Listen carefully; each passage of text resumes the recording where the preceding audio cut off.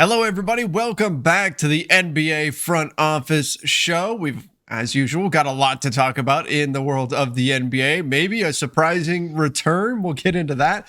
Talk a little bit about some Lakers, well, let's face it, insanity, as well as a few other news topics that came out revolving around the purple and gold. Plus, we've got another comeback in LA that could be brewing here.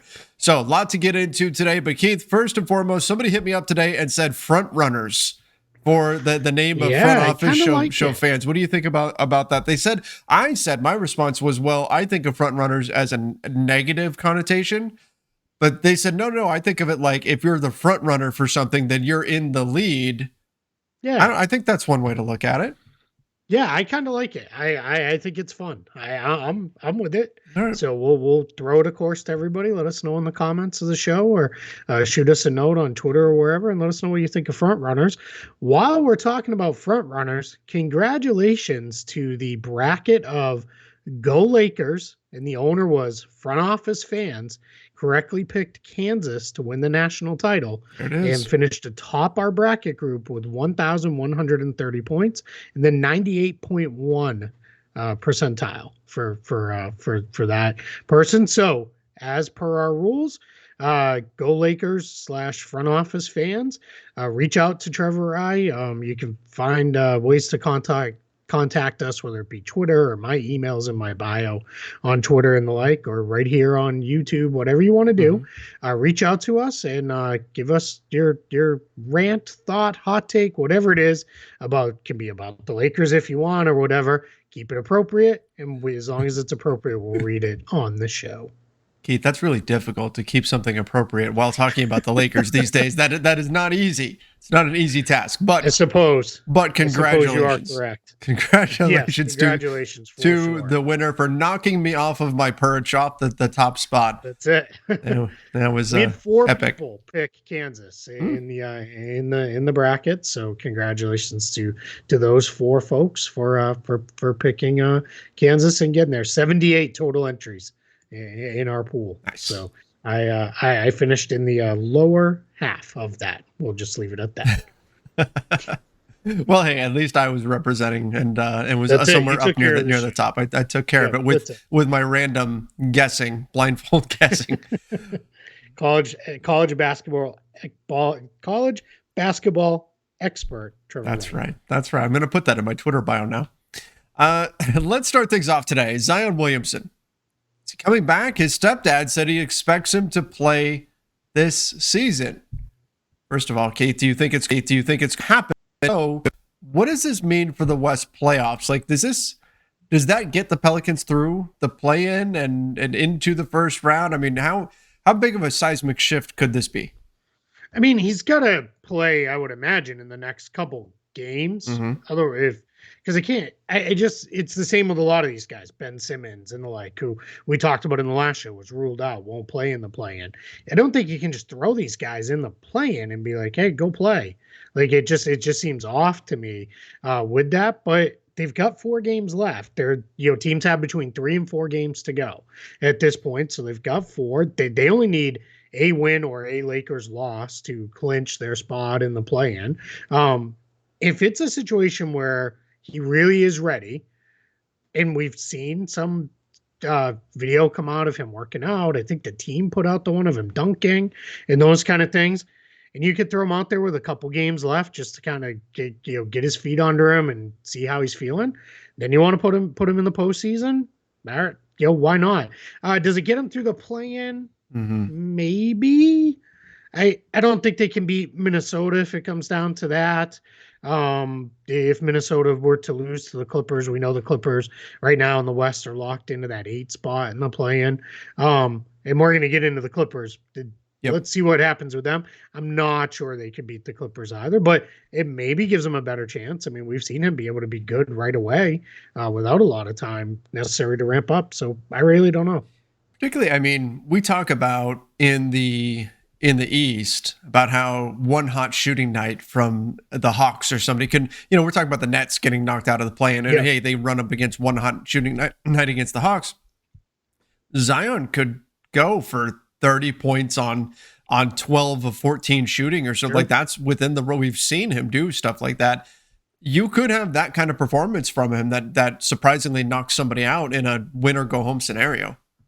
Yeah, absolutely. I mean, and the other thing is, hey, if you get him out there, that knocks that off of that whole, hey, am I back? Am I ready? Mm-hmm. Am I confident? You could get him out there even for a couple games, see where it goes, and then you hit the summer, really ready to go. Right. We'll fully, hey, he's feeling good, and off we go, and into the off season and into next year. So yeah, I don't really know what to make of that. I'm gonna cite dubious sourcing there, maybe. I don't know. But hey, if so, it's cool because it's another fun storyline to cover. Absolutely. I think it would bring that much more drama and intrigue to the NBA playoffs. But speaking of which, let's jump over to the aforementioned Clippers. Kawhi Leonard suddenly shooting around at practice. Uh-oh. Paul George is back. Did you see the caveat with that too? He asked that no one take video. So secret workout? What's that all about? Yeah, I don't know. I mean, now you come out and the media's there and you have a basketball in your hand. I know first thing I would do is pull up my phone and put the video on and start taking video, probably in portrait style, so everyone could yell at me later that it wasn't landscape. But yeah, I mean, let's see. Yeah, I mean, if he's back and Paul George is back and Norman Powell back, I mean, that makes, I don't think they're beating the Suns or anything, but if you're the Suns, if you're the Grizzlies, you are less excited about your first round opponent if it's a healthy Clippers team. I mean, a quote just came out from Robert Covington talking about how scary the Clippers are when they're fully healthy. That would not be a comfortable position to be in. You're the 1 seed and suddenly you're looking at Kawhi Leonard and Paul George across the floor from you. How does Robert Covington know? He's never seen them fully healthy since he's been there. Right, he doesn't know. But everybody says, this team 2K? could be scary. Is that what it is? It could be. He's got the rosters loaded up on 2K, and he's like, boy, we're pretty good. We beat everybody by 90 when I'm on rookie mode. So let's go kind of in order. We know Paul George is already playing. Yep. It sounds like Norman Powell is fully cleared now to do everything. Ty Lue just said they haven't gone 5-on-5, so that's why he hasn't. I kind of think that's probably a situation where he may not need to go 5-on-5 before being thrown into a game. And then Kawhi, but let's game it out, right? So first game, probably Minnesota, most likely, right? They're a game and a half behind the Jazz. I think the Jazz will likely hold off. The Timberwolves, likely. We don't know the way Utah's been playing. If I'm the Timberwolves, I'm like, man, like now I got to go against a somewhat full strength Clippers team. Like that kind of stinks. And then you said it. If the Clippers were to win that first one, they go into Memphis, and we still don't know about Ja. We haven't heard yet any kind of update really on if he'll be back, if he's not going to be ready to go. Will he be 100% at the start of the playoffs? And now that starts to get a little more interesting. I would not pick the Clippers under any circumstance against the Suns, barring the Suns have guys out. Yeah. Like, I just think the Suns are too good, and the Clippers are not going to have enough time together. But the Grizzlies without Ja, I mean, now I know the Grizzlies without Ja, basically the 73-9 Warriors equivalent and never lose a game. Right. But I don't know, man. Boy, that would get interesting, right? Couldn't you see yourself talking yourself into, I might run with the Clippers in this one? Yeah. Yeah, and that's like, it's hard to bet against Memphis because every time they've been down players, they've still managed to find ways to win. Great. But the playoffs, it's a different animal. It's a different animal come playoff time. And I mean, we also have to factor in if Kawhi comes back, what percentage of Kawhi are you really getting? Like, but still, that would be tough. And I hate to say it because the Grizzlies, I think, are going to be my team in the West this year. If my team's not going to be there, so I'm going to have to throw my support behind somebody. Might as well be Memphis. I don't want them to have to run into a full strength Clippers squad. And I'm sure Suns fans are feeling the same way. I'm sure that most fans are thinking, I don't want to run into this team with Kawhi back, with all these pieces here, with Norman Powell, Robert Covington flying around. You don't want to have to deal with that. Yeah. And that's looking like a very increasingly likely possibility. Now, from the NBA perspective, great. More chaos, better players playing, a more exciting playoff. So there's the silver lining. Yeah, I don't think we're going to see Kawhi That's just my guess, because that's way too much of your future invested as well. Unless this is like, yeah, he's fully ready to go. Like we can get him out there. And again, I don't think it's a situation where if he doesn't play in these next few games, at least one or two of them, that you see him in the play-in or the playoffs. But it sounds like it's getting close. And again, I know I'm repeating something I've said multiple times.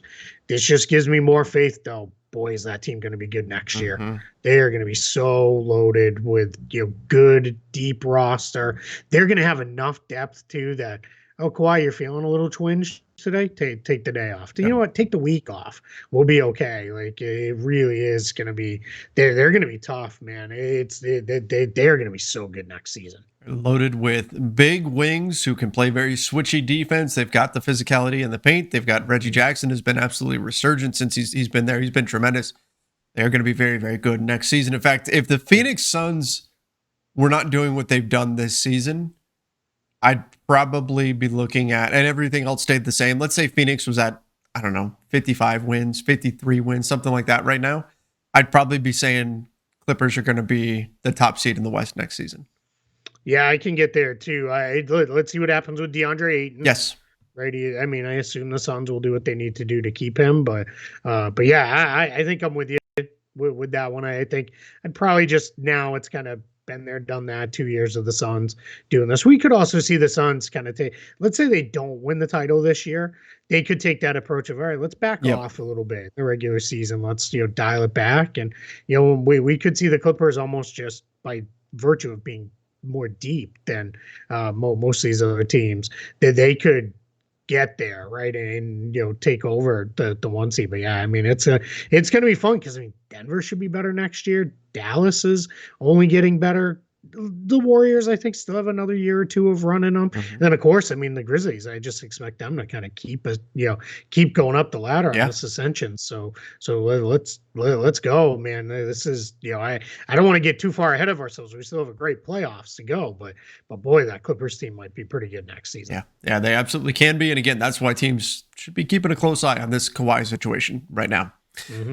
Let's limp across the hall to my Lakers. And oh boy, there's a lot that came out. I guess first, let's just start with this because this is the oldest of the news stuff that we've got. Magic Johnson, Matt the Optimist Peralta, and I talked about this on the Lakers Nation podcast last night. Oh boy, Magic. He went on an ESPN press tour essentially yesterday, and he said some things that may have been correct. For example, that the Lakers should have chosen DeMar DeRozan over Russell Westbrook. I've only done that like 50 times this year. But yeah, 50 times for me in the course of my life as well. I hear you. But in any event, he also added some things that were just, if you know anything about the salary cap, laughably incorrect. In terms of players the Lakers could have added and all these salaries they could have kept and things of that nature. So I don't know. Keith, I've talked about it a bunch. I want to get your perspective on the stuff that Magic Johnson talked about. The thing that most people are pointing to is Magic saying the Lakers could have had Buddy Hield and DeMar DeRozan and kept Alex Caruso and kept Kentavious Caldwell-Pope. I don't know. I think he probably had them signing Aaron Donald too, Crossing Sports, Cody Bellinger, come on over, Mookie Betts. But I don't know. What was your thought? What's funny is, so I saw a couple people in whether it was show comments or tagging us in Twitter and saying things like, after listening to Trevor and Keith talk about this stuff, like, I know we could not have just right. traded Kyle Kuzma for Buddy Hield, which is awesome, right? Because that means people are getting it, right? They're getting the idea of the show. So yeah, here's the parts that we know are for sure true. They did not need to lose Alex Caruso. That was simply a decision we do not want to pay him what he got paid. And we have heard Caruso had no desire to leave, that there's some mixed reporting, but I tend to believe he gave them the chance of, hey, this is the offer. Do you want to match or beat it? And the Lakers said no. Yeah. So and also they did not need to lose Talon Horton-Tucker. That's the same thing, right? That is those two guys. They had free agent rights on those guys, and that impacted nothing else that they did this offseason.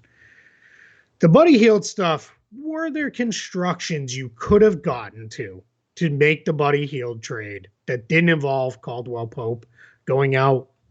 Yes, but it was what we heard. What was reported was it was Montrezl Harrell and Kyle Kuzma was the agreed upon deal for Buddy Hield. Yeah, but so you could have figured out something. But that starts to get a little really like, where are we going there?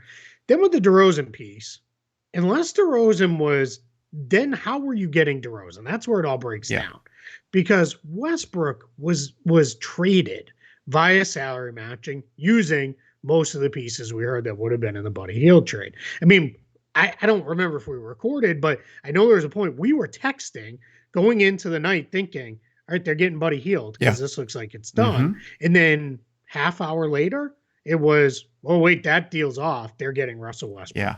And it was like, whoa. And I maybe have my timing off. Maybe it was like hours later, but it was all in a pretty tight window. No, you're right. We were actually, Ron Gutterman and I were actually recording we were recording Buddy Hield to the Lakers. That was our video because everything looked like it was lined up for that to happen. We said, okay, let's get this ready to go. And in the middle of it, we stopped because the news broke about Russ. So it was real quick. So, yeah. So now let's take that out. Let's say, let's rewind everything, go back. I know you would love to do this in real world and, hit the, go back. Let's get that DeLorean up to 88, please. Yeah. Yeah, right. But the reality is you would have had to do it as a sign and trade for DeRozan. One is, I don't know if the Spurs are jumping in to do a sign and trade with the Lakers. Famously, they don't really want to help each other if they can avoid it. It seems to be more San Antonio towards LA, to be fair. Yes. But you still would have needed those same pieces unless DeRozan was taken. And I know DeRozan has come out and said he would have taken less to go to the Lakers. They would take him from the Bulls. Less doesn't mean he was taking $5 or $6 million a year. I mean, he still got close to 30 from the Bulls. He's not downgrading that much. So that's where it all gets a little silly, a little fantastical for me of, unless we hear DeMar DeRozan directly come out and say, I would have taken $15 million, which is like half. You would have needed almost all those same pieces to go make that happen. And he's talking about not even using all those pieces and keeping KCP. And so that's just where it all breaks down. I mean, again, I hate to keep using this phrase all the time, but eventually it just becomes a math problem. You start doing math together. And unless DeMar DeRozan comes out and says, yeah, I was willing to take slightly above the mid-level exception, like, I don't know how that was ever going to happen. It just doesn't seem like it was a realistic thing. Right. Agreed. And so, look, you can criticize. I think it's fair to criticize the Lakers for ultimately picking Russ, and there were drawbacks to picking DeRozan, but still, the Magic putting out there. So it's misleading to Lakers fans who are already hurting to then hear, oh, you could have had everybody, and people take that stuff and go, oh, what they could have. Oh, they're so dumb. Why didn't they just get everybody? Because you couldn't get everybody, and especially for Magic, right? I mean, like the kind of one of the franchise icons.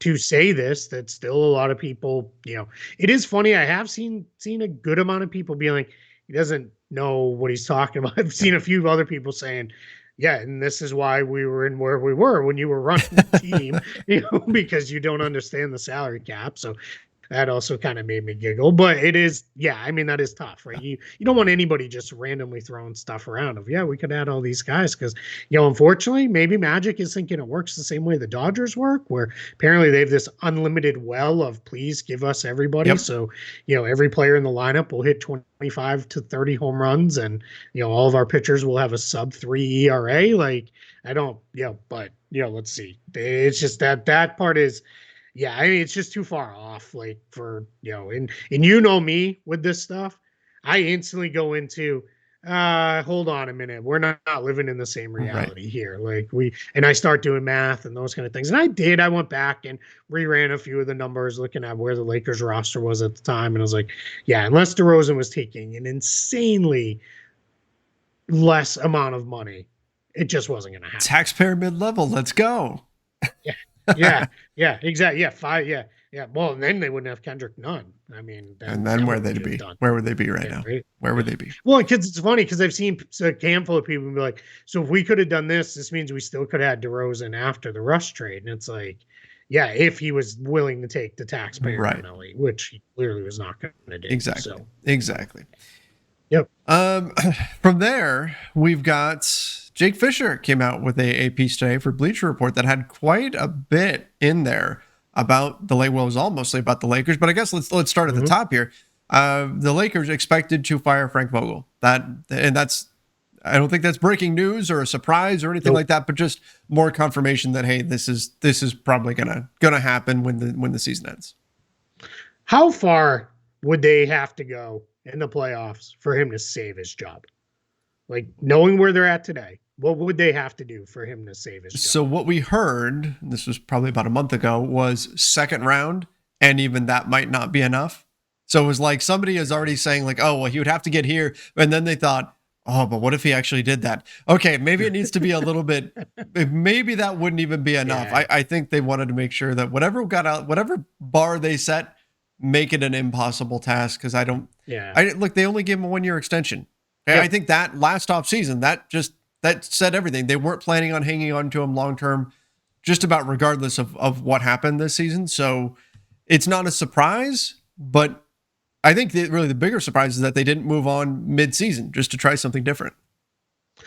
Yeah, and I think had they had Jason Kidd still on staff, I think they would have. Yep. I think absolutely. I think right around, I don't even know when we got to midseason. I think it might have happened around the holidays that they might have said, we've seen enough, let's go. It always felt to me with Frank Vogel, as odd as this may sound, that he was almost kind of a placeholder coach, that they brought him in as all right, we're not sure exactly where we're going, but we know this guy's a good defensive coach. We'll bring him in. Then, and I don't mean it this way, but they stumbled into the title, right? Now, you know my feelings on this, so I don't want anybody to come back and say I'm discrediting that championship, because I'm not. I don't know about the whole it's the hardest one ever won, but it counts just like all the rest of them do. I do think what happened there was, I don't know as organizationally they fully expected to win that championship until like it was like, we're in the bubble now. All right, wait a minute. We really have a real shot here. And then they won it, and then it's like, okay, we got to stick with them then. Exactly. Right, yeah. And that's and then the 1-year extension, that's not usually how that goes. Usually if you're on the shorter end of a coach contract, you win a title, it's all right, we're going to tack enough years to get you up to 4 or 5 years total, and off we go. So yeah, so this has always felt a little more short term for me. I'm with you. I think at this point, realistically, anything short of a title run, which is not happening, he's gone. Then it becomes, where do they go? I'm guessing you have feelings on the 2 names mentioned. Well, there's a number of names mentioned here. Well, so sure. First of all, let me say this. There's a line when you got to it. I'm assuming anyway that if you had strong enough equipment, you probably could have heard the screams of Lakers fans around the world, because this is a worldwide fan base. But when they saw Kurt Rambis's name connected to a Lakers head coaching spot, now again, Fisher said probably not going to happen, but still, Kurt Rambis, Linda Rambis, the Rambi, if you will, they're not held in very high regard among Lakers fans. That being said, the other names that are out there, Quinn Snyder, which has some favor among the Lakers fan base. Doc Rivers, who does not. That's the one. I'm a little like, that's the one. Let me say this while we're on that one too. I really kind of have my doubts that it would be Doc. He, by all accounts, and knowing him as we kind of get to know him between his time in Orlando and his time as the Celtics coach, he was not big with the Clippers on living on the West Coast. He enjoys being on the East Coast. He lives in Orlando, the Orlando area. In the off season, this is where he's made his home. My guess is whenever Doc is done with Philly, he's just going to probably take at least a year off, if not fully give it up altogether. And then he'll resurface, do some TV, kind of like Stan Van Gundy, once a week TV. He was great on TV back in the day. And then he'll golf, 6-7 days a week and be happy. And that'll be it. So yeah, I really have a doubt. I really have my doubts rather that he's going to be moving back over to LA. Agreed. Yeah, I don't think it's going to happen either. It also would require the Sixers to kind of flame out this year. And then we already saw Mike D'Antoni connected to the 76ers, trying to do a reunion there with Morey and Harden. I don't know. But then the other names connected to the Lakers were Mike Brown, who's a former Lakers head coach, and then Steve Clifford. But also, Keith, this is the bit that really gets under Lakers fans' skin. I'm just going to read the line here. It's widely believed that Los Angeles, as has been the franchise's custom, will prioritize coaching candidates with past connections to the organization. Yeah, that's not. No, they do this. They limit their own talent pool by only looking at people that are within their family tree. Yeah, and I don't like it. I mean, as much as the Vogel thing has gone sideways now, he won you a championship and he was not connected to the franchise. I think Steve Clifford is a fantastic coach.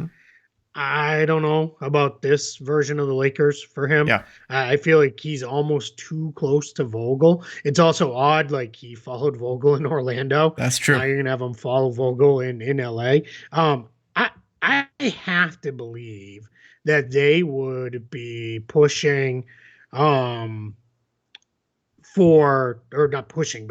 for Quinn Snyder to pop free and get him, because I think Quinn Snyder has the combination of, I think to be a successful coach in LA, you have to have some star level to you as a coach, right? And I think he's got that. I also think he has the gravitas with the players because of his experience as a high level player on the college level. He's been around the game forever. He's a guy all these guys know, and he's had the Jazz very good for a long time. I think he would come in immediately with a, hey, let's go. And they could really hit the ground running. So that would be my guess, is that's probably, option 1A for them, or option, 1 star, everything, whatever you want to call it, of this is option 1, but it's way above option 2. We really want them there. So let's see. And where that goes. In terms of Hollywood, physically, Quinn Snyder looks like he could be he looks like he could be a villain in a movie. Like that, he just got that look. Like it wouldn't surprise me if like, I know he's not acting anymore now, unfortunately for Bruce Willis, but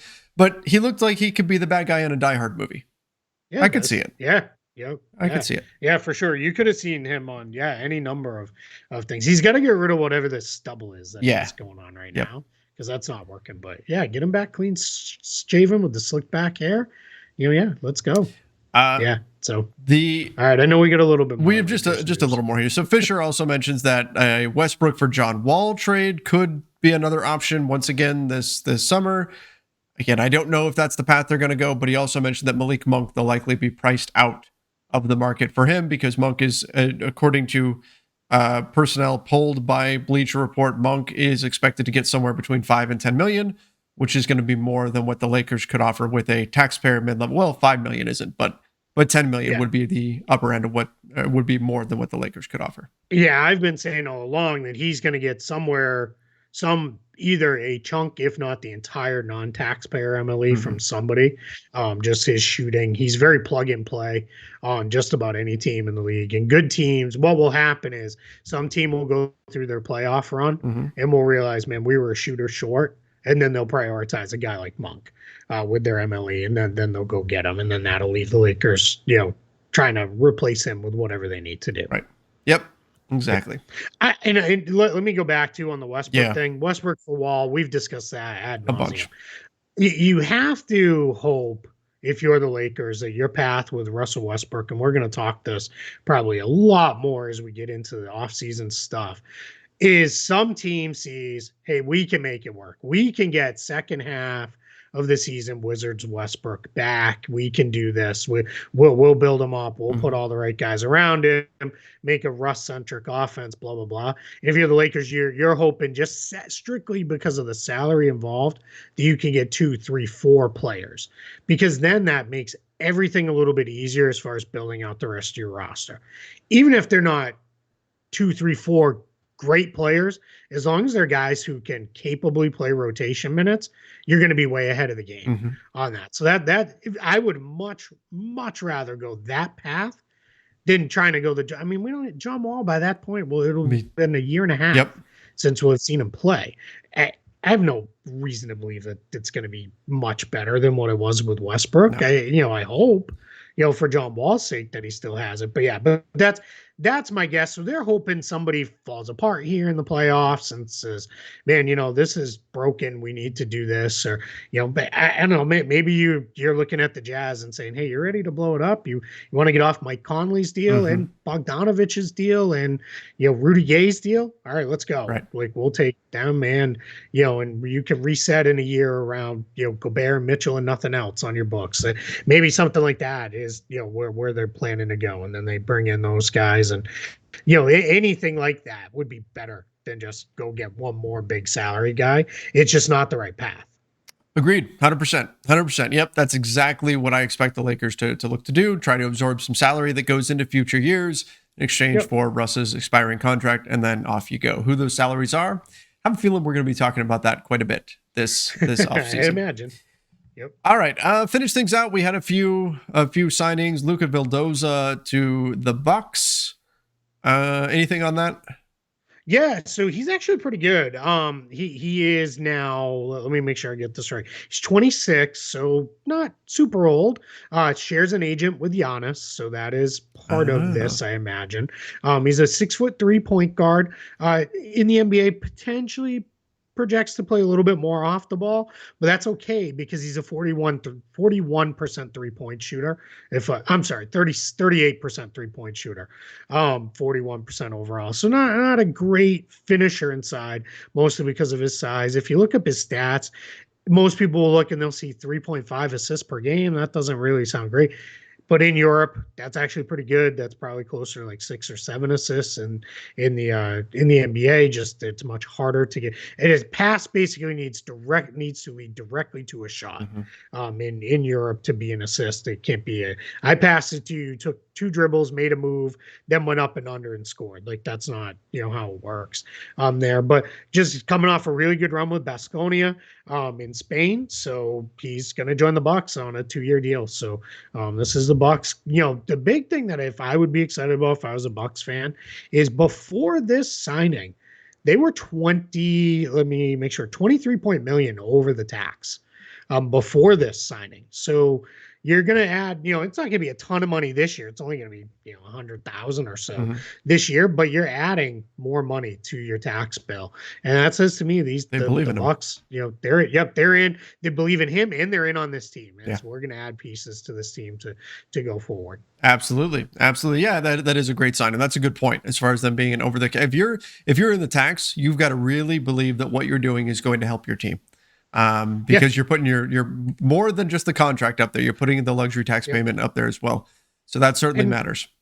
Basketball wise, Burton Forbes had a couple playoff moments for these guys last year. They may be looking at Vildoza, maybe can have a couple playoff moments for them as a shooter off the bench. Absolutely. Then the Thunder signed a couple of 10-day deals. Xavier Simpson and Georgios Kalaitzakis. Oh man, you were right on it. I'm proud of you. Right, well done. Look at that. I practiced. Is that what you were doing all afternoon? Yep. So here's the thing. Normally 10 days are not allowed when there's less than 10 days in the season. Because of the hardship stuff this year, they're allowing that to go in. So these guys are both coming in on 10 days. So they'll finish out the year with the Thunder. Thunder have numerous guys who are out for the season. This is the guys who are out for the year for them.